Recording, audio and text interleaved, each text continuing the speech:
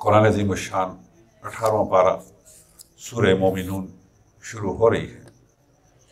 اجتماعی طور پر غور اور فکر کرتے ہیں، جیسے کہ سورت کے نام سے ظاہر ہے مومنون، مومن کی جمع مومنون۔ اس میں اللہ تعالیٰ نے مومن کے یا مومنین کے اجتماعی کچھ اوصاف بیان فرمائے ہیں۔ مومن کیا کرے گا، کون ہے اللہ کے دربار میں مومن، اور بہترین مومن کون ہے۔ مومن کے اعمال جو ظاہری طور پہ آپ کو محسوس ہوں گے، آپ دیکھیں گے وہ کون سے ہوں گے۔ کامیابی اور ناکامی کا دار و مدار کسی انسان کا تجزیہ نہیں ہے، کسی انسان کا کسی انسان کے بارے میں ایک رپورٹ تیار کرنی نہیں ہے، بلکہ اللہ نے فرمایا کہ یہ اعمال جو بھی فرد کرتا ہے وہ کلمہ پڑھ چکا ہے، وہ کامیابی کی طرف جا رہا ہے، اور جو ان ظاہری اعمال سے غافل ہے، دور ہے، اس میں اس کو لگاؤ نہیں ہے، ان اعمال سے محبت نہیں ہے، زندگی کا یہ معمول نہیں بنانا چاہ رہا، تو فرمایا وہ ناکام مومن ہے، وہ کامیابی نہیں پا سکتا۔ یعنی مومن دو طریقے سے ہے، ایک وہ مومن جو کامیاب ہے، ایک وہ جو مومن ہے لیکن کامیاب نہیں، ناکام قسم کا مومن ہے۔ یعنی ایک مومن ہے جو ایمان کے ساتھ ساتھ عمل کرنے والا ہے، اور ایک وہ مومن ہے جو ایمان تو لا چکا ہے لیکن وہ رسمی مسلمان ہے، رسمی مسلمان ہے۔ اللہ یہ تقسیم واضح کرنا چاہتے ہیں کہ رسمی مسلمانوں کے مقابلے میں باعمل مسلمان جو ہے وہی اللہ کو درکار ہے، اور اس کے کردار سے آپ دیکھیں گے کہ یہ چیزیں ظاہر نظر آئیں گی، واضح ہوں گی۔ پھر اللہ انہی لوگوں کو آگے ان کے بارے میں بیان فرمائے گا کہ دو قسم کے یہ لوگ ہیں، ایک رسمی مومن اور ایک عملی مومن، ایک صاحب کردار لوگ اور دوسرا وہ طبقہ جو کردار اپنانے کے لیے تیار نہیں ہے، ان کے پاس کوئی کریکٹر نہیں ہے، کوئی کردار نہیں ہے۔ ان پہلے والے مسلمانوں کے بارے میں اگر دیکھیں تو انہیں اللہ تعالیٰ دوسرے مقام پہ خطاب فرماتا ہے کہ عباد الرحمن، یہ اللہ کے خالص بندے ہیں، ان کی زندگی، ان کے قول، ان کے فعل سے اللہ تبارک و تعالیٰ کے دین وہ آپ کو ظاہر نظر آئے گا۔ ان کا اللہ کا دین ان کا کردار بدل دے گا، اللہ کا دین ان کو پوری دنیا کے انسانوں سے ایک انفرادی اور منفرد حیثیت دے گا، اس لیے کہ اللہ کے بندے ہیں۔ اور جو لوگ شیطان کے بندے ہیں اس کے مقابلے میں، یا وہ مسلمان ہیں جو رسمی مسلمان ہیں جن کا عمل سے کوئی تعلق نہیں ہے، تو فرمائے کہ یہ ان تمام کاموں سے اپنے آپ کو دور رکھیں گے۔ تعریف اللہ تعالیٰ کامیاب لوگوں کی یہ فرماتے ہیں کہ قد افلح المؤمنون، فلاح پائی، کامیابی پائی ان لوگوں نے جو مومن ہوئے، مسلم نہیں ہوئے بھی، جو مومن ہوئے، جنہوں نے ایمان کے تقاضوں کو دل سے قبول کیا۔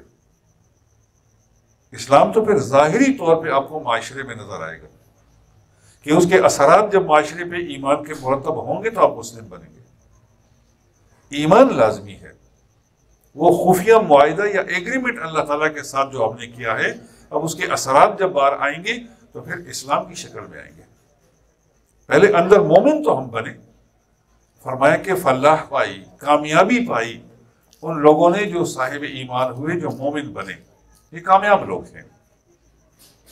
تجزیہ پھر مجھے اور آپ کو کرنا ہوگا کہ اللہ تعالیٰ کا یہ قول مبارک ہے کہ قد افلح المؤمنون، مومنوں نے تو فلاح پائی، مومنوں نے کامیابی حاصل کر لی، مومن کامیاب کامران لوگ ہیں۔ اب ہم ہر جز پہ غور کریں گے۔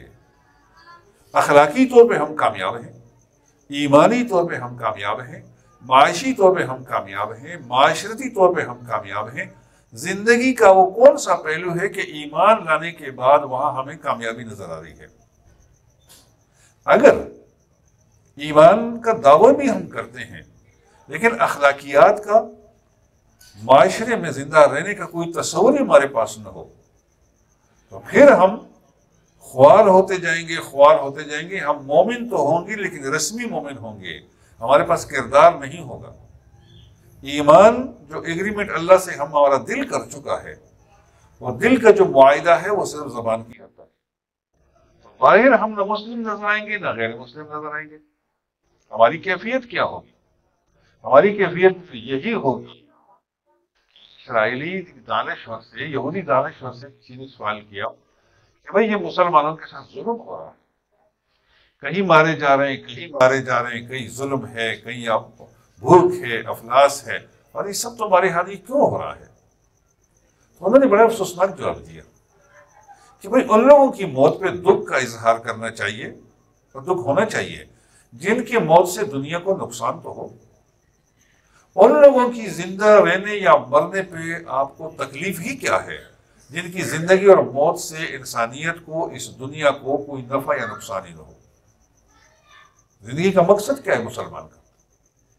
بقول اس یہودی دانشور کے کہ مسلمان کی زندگی کا تو کوئی مقصد ہی نہیں ہے، وہ تو اللہ کی زمین پہ بوجھ ہے، کھا لیا، پی لیا، مار لیا، چوری کر لی، جھوٹ بول لیا، زنا کر لیا، نشہ کر لیا، جوا کھیل لیا، جو کام سامنے آتے رہے۔